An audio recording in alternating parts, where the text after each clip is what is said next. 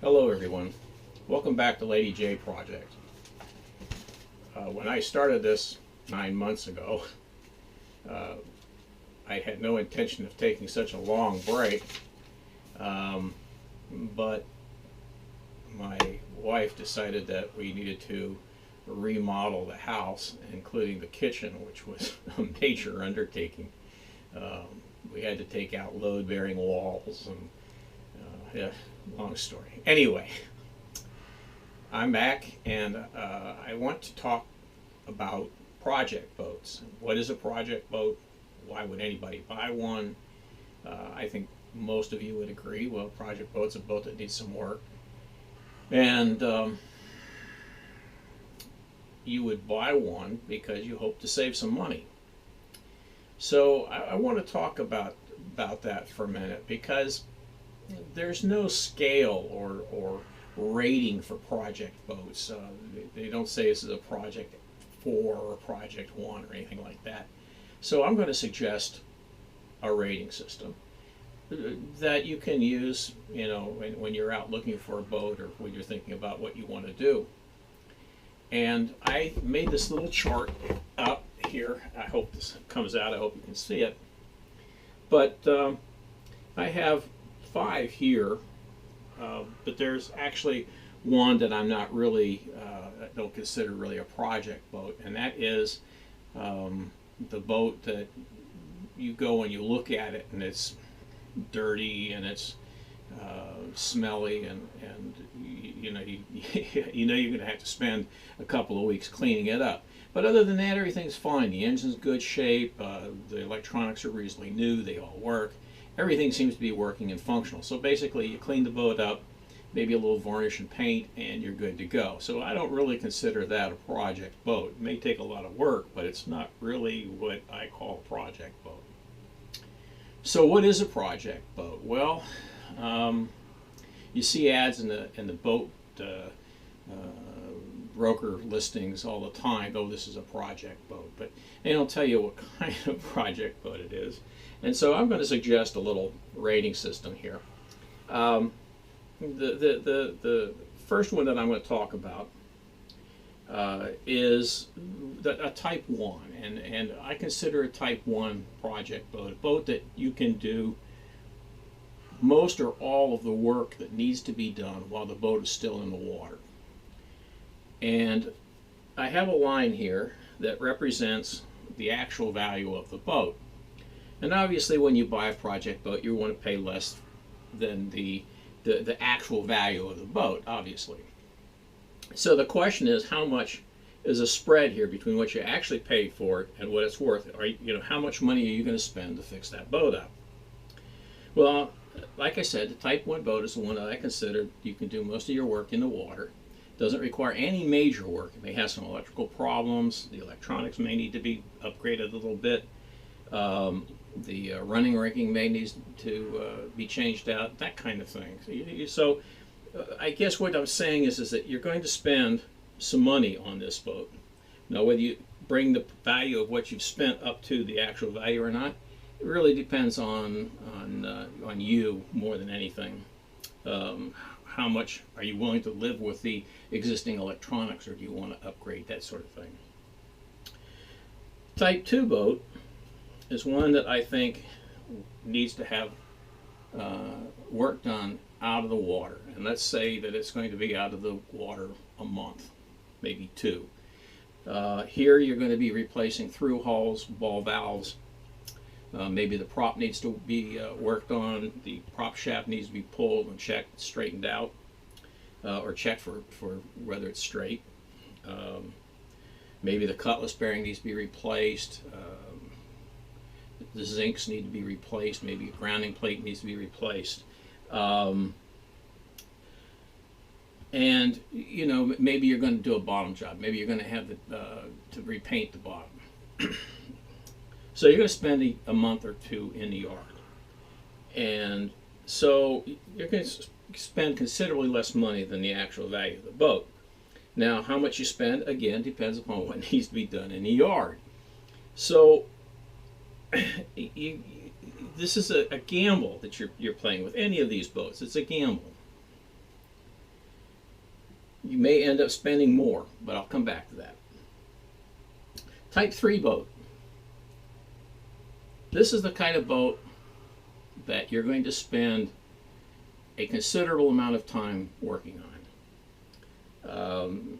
You're going to have to pull it out of the water, in addition to all of the ball valves and through hulls and so forth that I mentioned in the Type 2. Maybe you've got blisters. Maybe you're going to have to peel the hull and have it painted and sealed. This boat may have serious problems with the masts, or all of the wiring may need to be replaced. This is an extensive project, and you're going to spend anywhere from 6 months to years trying to get this boat back up to where you want it. The Type 4 boat. Type 4 boat is the boat that somebody says, hey, I got this 36-foot sailboat I'll give you for free if you just take it off my hands. Well, there's two types of people who will buy a Type 4 boat. The people who really want to spend a lot of time working on a boat and get started very cheaply, recognizing the fact that they're probably going to spend more on this boat in the long run than its actual value. And the other type of person who is going to do this is the person who is buying the boat or getting the boat for free because it is a classic boat. There's an excellent example on YouTube right now of a Moody 40, I believe, that is being rebuilt. And I had to laugh when I watched the video because clearly this guy had money to burn. They take it into the yard, they gut it, they had to guard the yard, gut the boat. They turned it upside down and did work on the hull. They went out, and one episode is where he's trying to decide between the 35 and 50 horsepower diesel for this thing.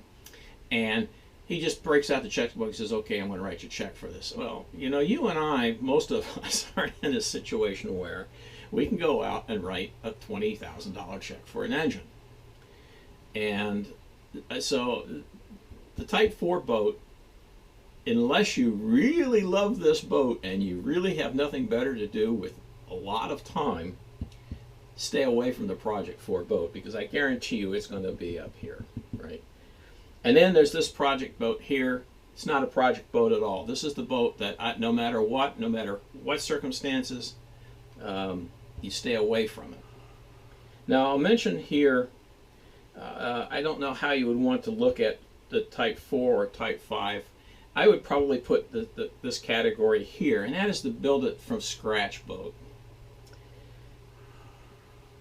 Now, I thought about building my own boat at one point in time. I bought the plans for it. I even had the materials, many of the materials for it, and I was ready to do it, but I lost the place that I was going to build it at. And I had a friend who had some property, but he ended up selling it, and I didn't have a place to work.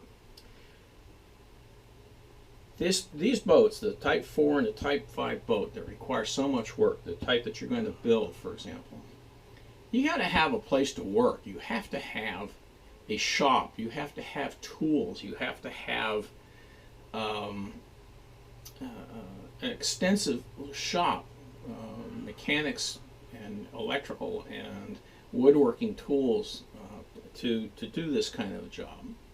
And the same with the Type 4. The Type 3, this is the boat that requires extensive work.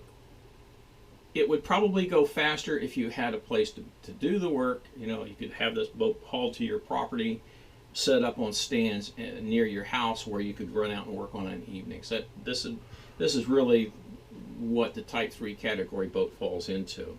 So I just wanted to present this to you and give you an idea to start looking at your project boats, if that's what you really want, and start thinking, is this a Type 1, or is it a Type 2, or is it a Type 3, or is it down here someplace?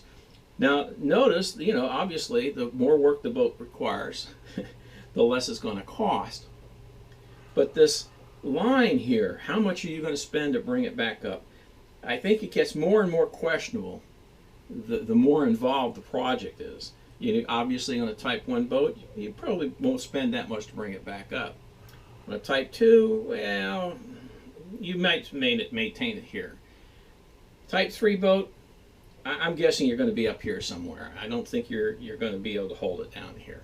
And the reason it is that you run into so many surprises, so many things that you didn't see or that you didn't count on when you started. And I'm going to present a couple of examples of that in more videos. But I just wanted to present this to you and give you some food for thought. I'll talk about in another video what you need to consider in terms of materials, tools, that are going to add these costs up. Obviously, if you're here, you can probably get by with most of the hand tools that you already have. If you're over here somewhere, you may end up having to buy a lot of tools that you don't have now, and that's going to add to the cost of the boat. And then, of course, you know, you hope you can get rid of them when you're ready to go off sailing. Anyway, that's my little spiel on types of boats. Maybe I can give you a talk sometime about where the hidden costs suddenly jump out and grab you. But for now, we'll just let this go.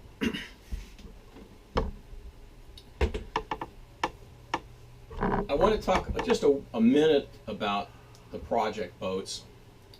We all hope that we're going to get a great boat and we'll be good to go.